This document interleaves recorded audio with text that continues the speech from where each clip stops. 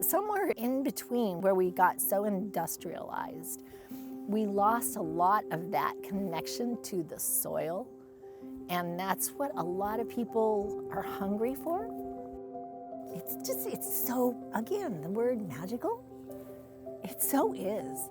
It's gonna do it, whether you know, one way or the other. That's what it is genetically engineered to do, is to grow, make seed, and continue life.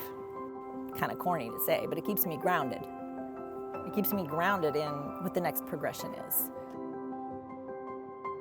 Like every other flower farmer in the world, I swear, we spend the winter going through catalogs and looking at pictures. And I saw a picture and I went, man, that is such a beautiful flower. Lisianthus, I like the form, I like the shape. I like the fact that it looks fragile, but it's tough as nails. It's mostly an event flower because Lisianthus holds really well out of water. It doesn't wilt at the drop of a hat. It will hold its shape. You can put it on an arbor. It's going to hold up in the sun. It doesn't have a scent either.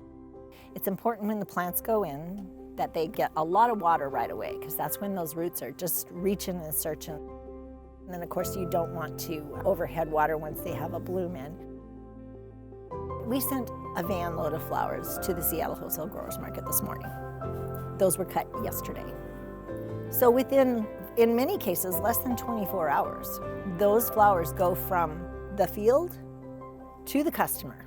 So we've already added to the life of the flower by probably 6 to 7 days. If you buy local flowers, you're buying them from a local person. That money stays in your community. It keeps the local economies healthier, which is so important. There's a whole new generation that's finding that there's a part of their soul missing. They don't have that. But I think that we can redeem ourselves. I think we can get back to the soil, but it's a commitment. It's a commitment on the consumer's end. It really is. You have to actually say, okay, I'm gonna make a concerted effort to buy all my flowers within a 50-mile radius. I'm Vivian Larson. I'm the owner, founder of Everyday Flowers. And the name Everyday Flowers came about because I always felt that everybody should have flowers in their life every day.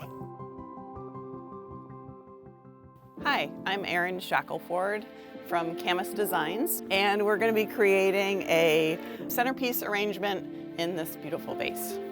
What I'm looking for in my foliage is some color highlights that highlight the material that we're going to be working with. And we're going to start by putting in some larger blooms kind of down low. And I'm putting them down low because I want to maximize their color, but the star of the show today is going to be the Lisianthus. So you can see that you've got a ton of blooms on this one stem. And sometimes it's nice to use the whole stem. But a lot of times what I like to do, especially if we're using it as a focal point, which is what we're doing today, is I like to take off some of the smaller buds and really have the Lisianthus shine. Look at the colors in that. I mean, that's just crazy beautiful. And then let's add some of these. These are locally grown carnations, which I know carnations get a bad rap. These aren't your convenience store carnations.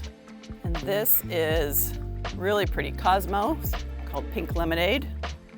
Now this one I love because you've got pretty much every part of the bloom process on this one stem. So you still have this beautiful bud spiraling with color, and then you've got the fuller bud open as well. It adds so much dimension.